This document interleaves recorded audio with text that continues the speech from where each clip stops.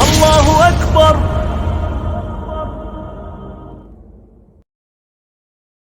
میں عرض کروں، ایک اہل حدیث عالم کا میں کلپ سن رہا تھا.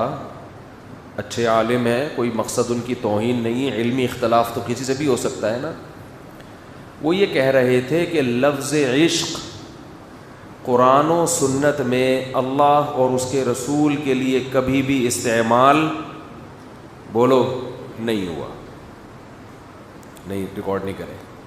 لفظ عشق قرآن و سنت میں اللہ اس کے رسول کے لیے کبھی بھی، یہ جو کہتے ہیں نا عاشق رسول، انہوں نے کہا یہ قرآن و سنت کے خلاف ہے. یہ لفظ اللہ اس کے رسول کے لیے محبت کا لفظ استعمال ہوا ہے، عشق کا لفظ استعمال نہیں ہوا. کہیں بھی قرآن میں نہیں آتا ان الذین یعشقون رسول اللہ، وہ لوگ جو رسول سے عشق کرتے ہیں.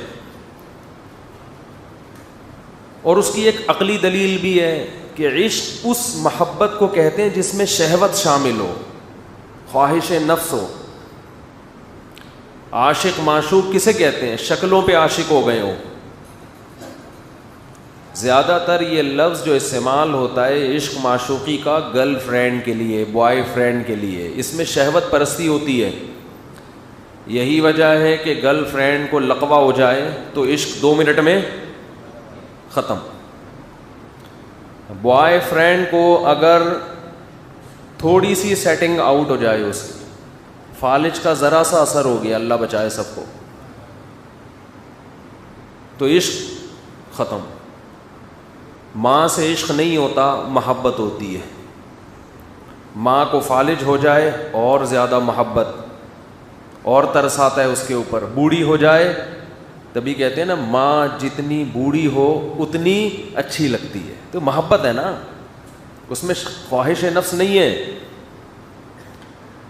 تو عالم فرما رہے تھے کہ عشق کا لفظ اس شہوت پرستی کے معنی میں ہوتا ہے، لہذا یہ اللہ اور اس کے رسول کی طرف اس کی نسبت جائز بولو بھائی نہیں ہے.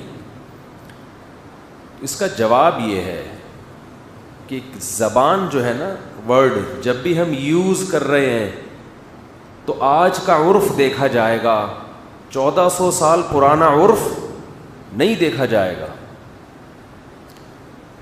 آج جب اللہ اس کے رسول کی طرف عشق کی نسبت کی جاتی ہے تو اس سے شہوانی محبت مراد نہیں ہوتی، بلکہ یہ لفظ مجازن استعمال ہوتا ہے والہانہ محبت کے معنی میں. دیکھو شعر کا لفظ اصل میں کس کے لیے ہے؟ اہل لغت نے جو وضع کیا وہ کس کے لیے؟ جنگل کے بادشاہ کے لیے. اس کو کیا کہتے ہیں؟ شعر. لیکن عرف میں یہ بہادر لوگوں کے لیے بھی استعمال ہونے لگا. کیا خیال ہے؟ جو بھی بہادر ہو اسے کیا کہا جاتا ہے؟ شعر ہے بھائی. اب اگر کوئی اعتراض کرے کہ آپ نے ستار بھائی کو شعر کہہ دیا، ستار بھائی کی توہین کی آپ نے، کیونکہ شعر کے دم بھی ہوتی ہے. ستار بھائی کے دم بولو، جو جتنے میں نے ستار بھائی اب تک دیکھے ہیں الحمدللہ کسی کے بھی دم نہیں ہے. کوئی ستار بھائی بیٹھے ہو تو بھائی پیشگی معذرت، ستار کیا وسیم، سب کے کسی کی بھی دم نہیں ہوتی. شعر جھپٹتا ہے، وسیم بھائی کو ہم نے کبھی جھپٹتے ہوئے نہیں دیکھا. تو اب کوئی کہے کہ شعر کا جو لفظ ہے وہ تو بہادر، وہ تو شعر کے لیے استعمال ہوتا ہے، آپ وسیم کے لیے کیسے استعمال کر رہے ہو؟ اس کی تو دم بھی نہیں ہے. ہم کہیں گے کہ عرف میں یہ لفظ ادھار لیا جاتا ہے بہادر آدمی کے لیے. بہادر آدمی پہ چشمہ کر کے پھر واپس شعر کو دے دیا جاتا ہے. بھائی تھوڑی دیر کے لیے ہم ادھار لیتے ہیں شعر سے. کیوں؟ کیونکہ اس کے اندر بہادری کا عنصر کیا ہے؟ شعر کا جو سب سے وصف مشہور ہے، جس صفت میں شعر مشہور ہے، وہ صفت کیا ہے؟ دم نہیں ہے. دم تو بندر کے بھی ہوتی ہے، وہ ہے بہادری. تو جب عرف میں آپ نے ایک لفظ یہاں سے لے کے کسی پہ فٹ کر دیا اور اس کا عرف بھی ہو جائے, اگر عرف نہیں ہے پھر جائز نہیں ہے. مثال کے طور پر آپ نے چیتے کا لفظ استعمال کرنا شروع کر دیا, بلکہ اور آسان مثال دیتا ہوں میں, کوے کا لفظ استعمال شروع کر دیا ذہین آدمی کے لیے. آپ نے کہا بھائی وسیم بھائی تو کوا ہے, کوا. وسیم کو غصہ آ گیا, بھائی تو مجھے کیا میں کالا ہوں جو مجھے کوا کہہ رہا ہے؟ کہ نہیں بھائی میں تجھے چالاکی میں تشبیہ دے رہا ہوں, کوا جیسے ہوشیار ہوتا ہے تو بھی کیا ہے ہوشیار. یہ جائز نہیں ہوگا, اس لیے کہ اس معنی میں کوے کا استعمال عرف میں مشہور نہیں ہے, لوگ یہ کام نہیں کرتے. کالا ہوگا اس کو کوے سے تعبیر کیا جاتا ہے, ذہین کو کوے سے تعبیر نہیں کیا جاتا. لیکن اگر کسی قوم کے عرف میں کوا ذہین لوگوں کے لیے استعمال ہونا شروع کر دے یہ لفظ, تو پھر وہاں جائز ہو جائے گا. لغت کتاب کو نہیں دیکھتی کتاب میں کون سا لفظ کس معنی کے لیے, لغت پبلک کو دیکھتی ہے, عرف کو دیکھتی ہے کہ لوگ یہ لفظ کس معنی میں یوز کر رہے ہیں. تو عشق کا جو لفظ ہے اس کا اصل معنی شہوانی محبت, وہ محبت جس میں شہوت بھی ہو, خواہش نفس ہو. لیکن جو معشوق ہوتا ہے عاشق کو اس سے والہانہ محبت ہوتی ہے, جذباتی محبت. تو عشق کے لفظ میں والہانہ کا عنصر بھی شامل ہے. عرف میں پیغمبر کی طرف بھی عشق کی نسبت کی جاتی ہے, شہوانی محبت بتانے کے لیے نہیں بلکہ یہ بتانے کے لیے جیسے عاشق کو معشوق سے جذباتی اور والہانہ محبت ہوتی ہے, وہ پاگل ہو جاتا ہے, تو ہمیں بھی نبی سے ایسی محبت ہے جو کیا ہے والہانہ. تو اگر اس لفظ کا عرف ہو جائے اور جب استعمال ہو اس میں شہوت مراد نہ ہو تو پھر اس کے ناجائز ہونے کی ہمارے پاس کوئی دلیل نہیں ہے. پھر یہ کہنا کہ قرآن و حدیث سے دکھاؤ کہ عشق کا لفظ کہیں قرآن میں یا حدیث میں نبی کے لیے استعمال ہوا ہے, یہ مطالبہ ہی غلط ہوگا. لغت قرآن و حدیث کا سہارا نہیں لیتی, لغت یہ دیکھتی ہے پبلک کس لفظ کو کس معنی میں استعمال کر رہی ہے. نہیں آ رہی بات میرا خیال, کیونکہ نبی کے دور میں اگر اللہ رسول کے لیے عشق کا لفظ استعمال کرنا ناجائز تھا وہ بھی لغت کی وجہ سے کہ عرب اس لفظ کے استعمال کو جائز نہیں سمجھتے تھے. اس کی اور آسان مثال دیتا ہوں, بہت سی چیزوں میں عرف پہلے ہے شریعت بعد میں ہے. دیکھو عربوں میں رواج تھا کہ جب بیوی کو نکاح سے ختم کرنا ہوتا تو طلاق کا لفظ استعمال کرتے,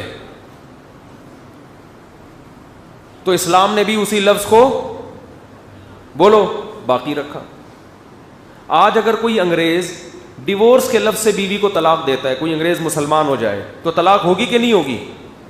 بولو نا, ہوگی. اب کوئی کہے کہ یہ دکھاؤ قرآن و حدیث میں, کوئی گورا جو ہے نا 3 طلاقیں دے کر آیا, یا کوئی بشرطے کہ مسلمان بھی ہو, وہ ڈیورس یو کر کے 3 دفعہ دے دی اس نے. اب کوئی مفتی کے پاس فتویٰ لینے آیا, مفتی نے کہا 3 طلاقیں ہو گئی ہیں. وہ کہے, اب کوئی اس پہ سوال اٹھائے کہ نبی کے دور میں کوئی ایک حدیث دکھاؤ کسی صحابی نے ڈیورس کے لفظ سے طلاق دی ہو. وہاں تو طلاق کے لفظ سے ہوتی ہے, اور قرآن بھی کہہ رہا ہے الطلاق مرتان, طلاقیں 2 مرتبہ ہیں جس کے بعد رجوع کا حق ہے. الڈیورس مرتان قرآن میں نہیں ہے, تو یہ دلیل صحیح ہوگی؟ بولتے کیوں نہیں؟ کہ غلط دلیل ہوگی. ہم کہیں گے قرآن جو کہہ رہے الطلاق مرتان وہ اس لیے کہہ رہے کہ اس زمانے میں نکاح ختم کرنے کے لیے صریح لفظ طلاق تھا, تو اسی لفظ میں الطلاق مرتان بھی ہے اور ڈیورس مرتان بھی ہے. صحیح ہے نا, اسی میں داخل ہے. وہ نہیں آ رہی میرا خیال ہے. اس لیے کہتے ہیں علم حاصل کرنے کے لیے جتنا علم ہونا, ہمارے حضرت فرمایا کرتے تھے 1% علم ہے تو کھوپڑی 99% ہونی چاہیے. نہیں آ رہی بات. جتنا علم ہے عقل اس سے 99 گنا زیادہ. یہ مجتہدین کو اللہ نے عقل دی تھی کہ جتنا علم تھا اس سے 99 گنا زیادہ عقل. آج ہر آدمی ہر چیز پہ قرآن و حدیث سے مطالبہ کر رہا ہوتا ہے, دلیل لے کر آؤ. بھائی یہاں قرآن و حدیث کی دلیل بنتی نہیں ہے. اب کوئی کہے ڈیورس کا لفظ ہے طلاق, بھائی صریح لفظ ہے. طلاق سے بھی طلاق اس لیے ہوتی تھی کہ عرب اس سے کیا مراد لیتے تھے؟ نکاح کا خاتمہ. تو اسی طرح لفظ عشق نبی کے دور میں شہوانی محبت کے لیے استعمال ہوتا تھا اور اس کا استعمال مجازی معنوں میں نہیں تھا، لہذا اس دور میں یہ اللہ رسول کے لیے ناجائز تھا. ہمارے دور میں اس کا رواج ہو گیا ہے. جب ایک لفظ مجازی معنی میں شائع ہو گیا اب اس کا استعمال جائز ہے. اس میں یہ کہنا کہ قرآن و حدیث میں اس کی دلیل نہیں ملتی لہذا یہ ناجائز ہے، تو یہ دلیل خود غلط ہے، یہ مطالبہ خود کیا ہے؟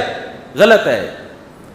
اور آسان مثال دیتا ہوں، قرآن میں آتا ہے وَلَا تَقُلْ لَهُمَا اُفٍّ، ماں باپ کو اف مت کرو، کیونکہ عرب میں اف کا لفظ کیا تھا؟